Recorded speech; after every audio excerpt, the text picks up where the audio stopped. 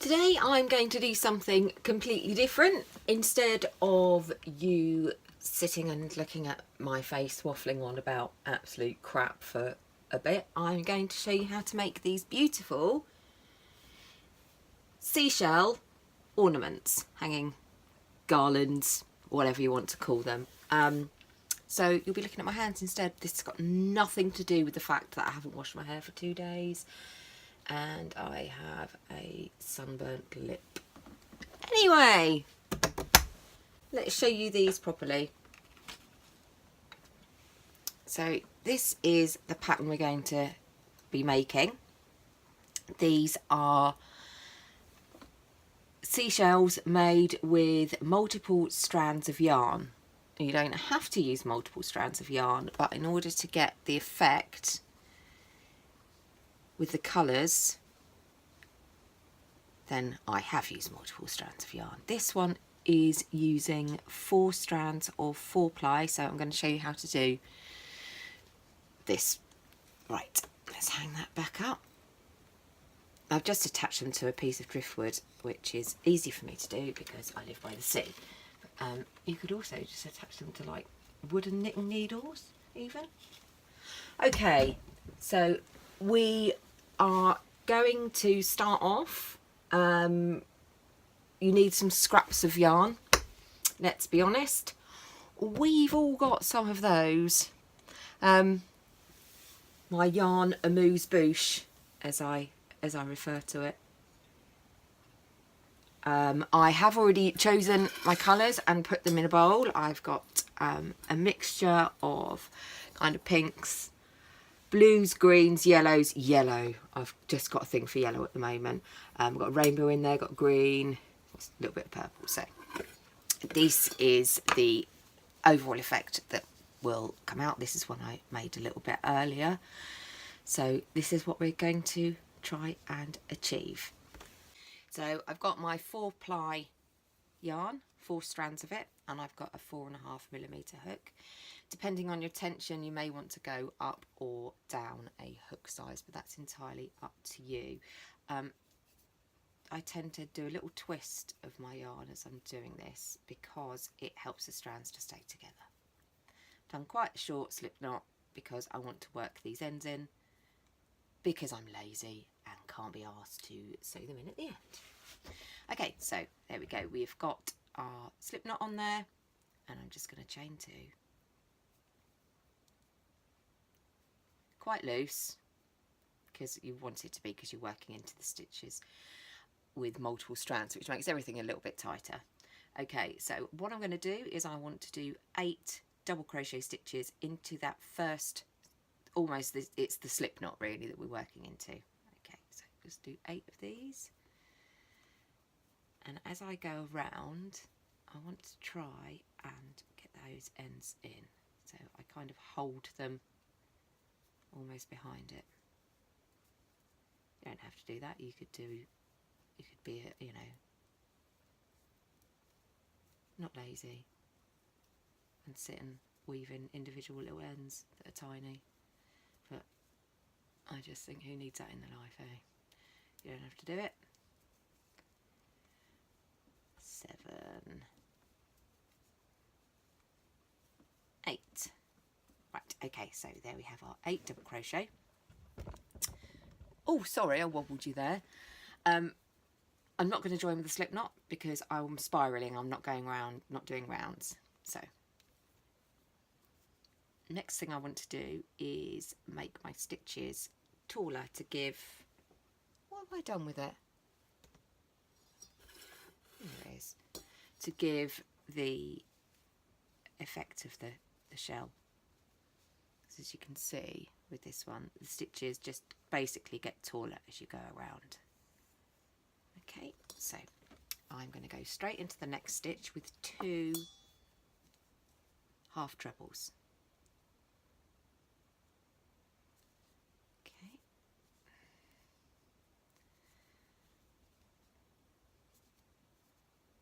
Still, if I can, working in those little ends, just because it's so much easier. Right, 1, that's pretty much gone in actually. 1, 2. Right, so talk amongst yourselves while I do this. I'll be as quick as I can. 3, 4. Just checking I've always got the right amount of, no, see, I dropped one there. There it is. 3, 4, 5, 6, 7, 8, 9, 10, 11. I'm going to stop counting because, you know, it's annoying.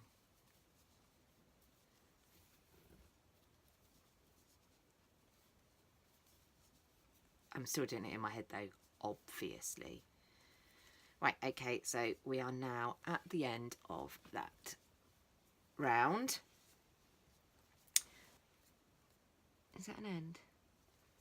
Poke that back through.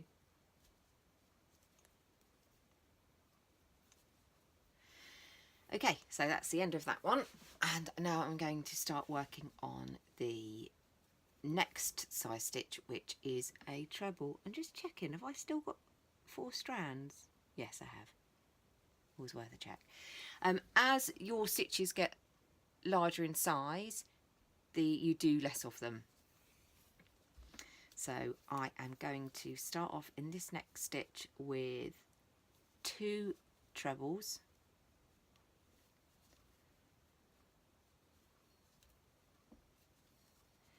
And then in the stitch after, I am going to do 1. So it's very much the same technique you use for a round. So another 2 in the next one.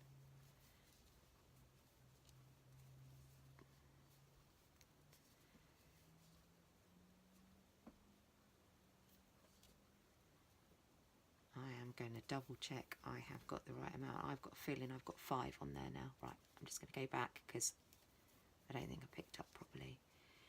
So, how many did this is a 2, isn't it? Right, okay, so let's do the second one in there. And I'm going to keep going almost all the way around with this one because I want to do quite a large shell to go with the one I've already done. So I'm going to do this treble combination pretty much to the end, and I'm going to try and keep counting as well because I keep losing count. I'll get Zachary to fast forward this bit anyway so it looks like I'm really speedy.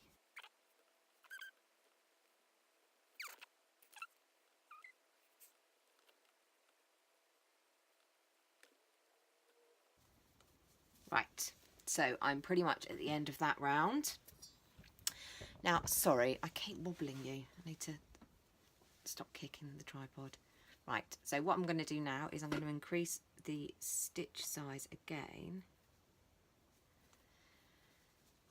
And I'm going to go to double trebles. So I'm going to start off doing 2 in the first stitch.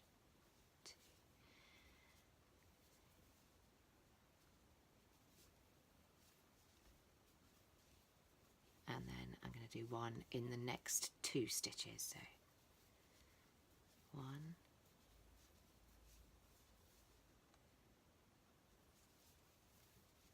2, so 2 in the next one,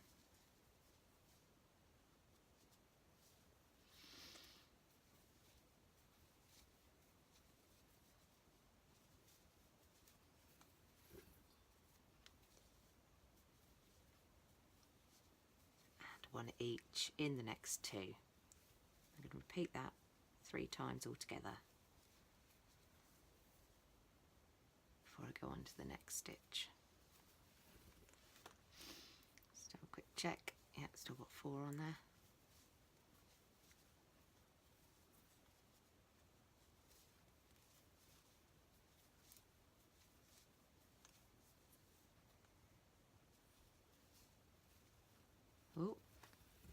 almost dropped one there.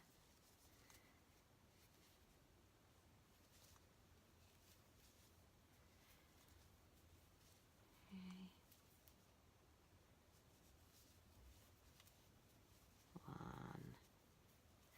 1 and 2. Right, so that's our double trebles. So I'm going to now go on to the trebles. 1, 2, 3. But again, I'm going to do 2 in the first stitch, and then 2 separate.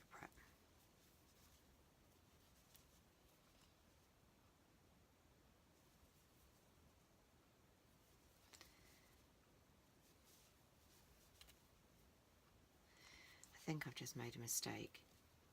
Not sure I did enough loops on that last stitch, so I'm just going to go back and redo it. So I'm on trebles, aren't I? 2.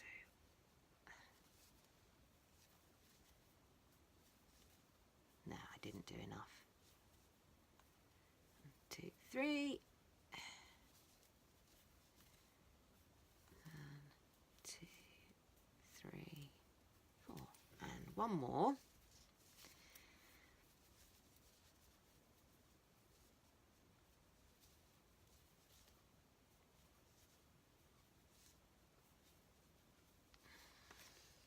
Okay, and I am going to do one more set of those, I think.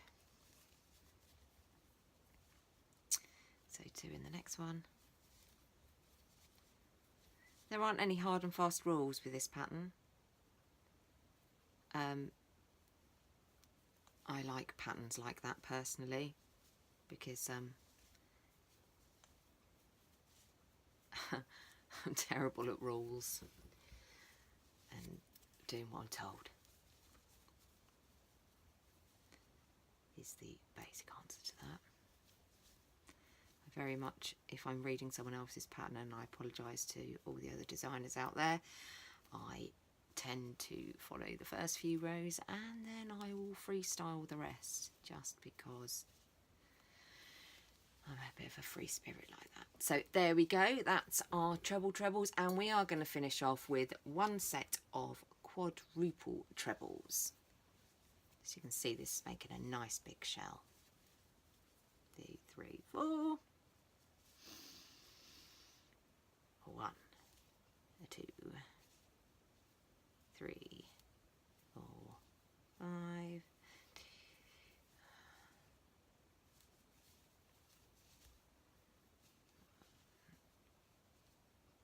2. Got a feeling I've dropped, so I'm going to go back.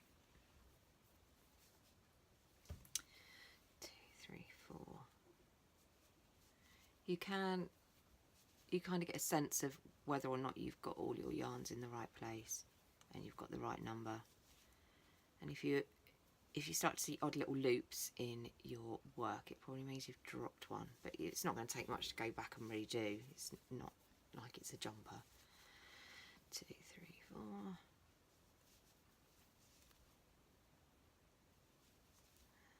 2, 3. And last stitch.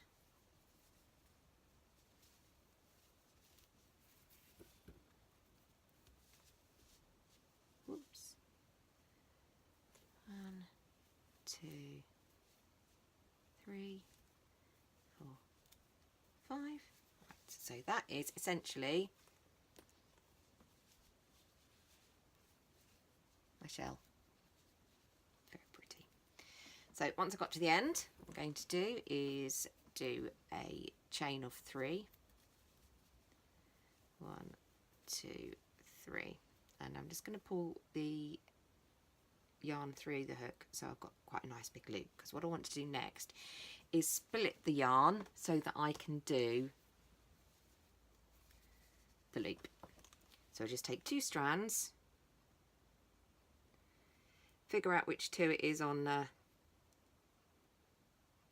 on the hook is that one and that one. Sorry, you can't see what I'm doing there, can you? So just really splitting them, and then I'm going to chain 10 just with these 2 strands. 5, 6, 7, 8, 9, 10, and I'm going to make the loop big as well so that I don't drop any stitches essentially. And then I'm going to chain 10 with the remaining 2. 1, 2, 3, 4, 5, 10. Then I'm going to put this one back, this big loop that I made goes back on the hook, pull the yarn so it's taut, and then I'm going to chain another 3 with all 4 together. 2, 3. I'm going to pull it through a little bit, and I'm going to cut.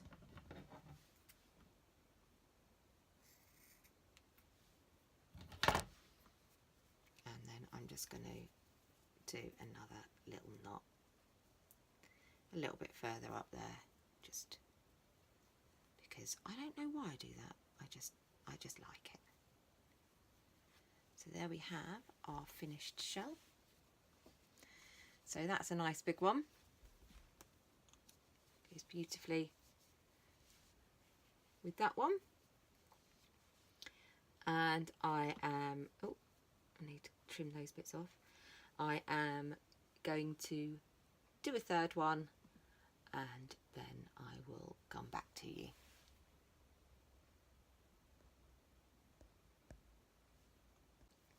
Okay, so I finished the last of the shells here, done it slightly smaller. The way I make them slightly smaller is I start as normal with the double round, and then on this second round where I was putting 2 half trebles into each stitch, I've gone halfway round with the half trebles, and then I've started to do the other half with actual trebles. And then as I got to the end of the round, those trebles have become double trebles, and then treble trebles, and then quadruple trebles, just to give that effect. Okay, so now I've got a bit of driftwood, and I'm just going to hang them on. 1, 2. Done an awful lot of counting, haven't I? 3. And there we go, and that's pretty much it. And they make lovely, lovely gifts. The big ones can also be used as, you can make a little set of coasters with the bigger ones. I would say as well, they do benefit from a blocking. These ones obviously haven't been blocked. These ones have. So you can see if you want them to lay flat, block them. If you're quite happy for them to curl at the edge or don't have time, then obviously don't bother. Anyway, so the bigger ones, 2 bigger ones here. Let's move that out of the way. So you could make a coaster set out of these ones. To do that, all I would do when I get to the end of the last quadruple treble, I would just do 1 chain, and then I think I would go back around, all around the edge, doing a double into each, just to give it a nice edge. And then I guess 4 of those, and you've got a really nice coaster set. Shells 2 ways. There you go. So I really hope you've enjoyed this. I am going to do a written copy of the pattern for those of you who don't want to sit and listen to me waffle on about absolute crap for 20 minutes. And that will be available on my website, as will this video. So anyway, until next time, I'd love to know what you think of my attempt at doing this. I'm always looking to diversify and do something a little bit different. So often I try these little things and then they fall by the wayside, but if it's a popular thing to do, then we might try and discover many, many more projects for your yarn amuse-bouche.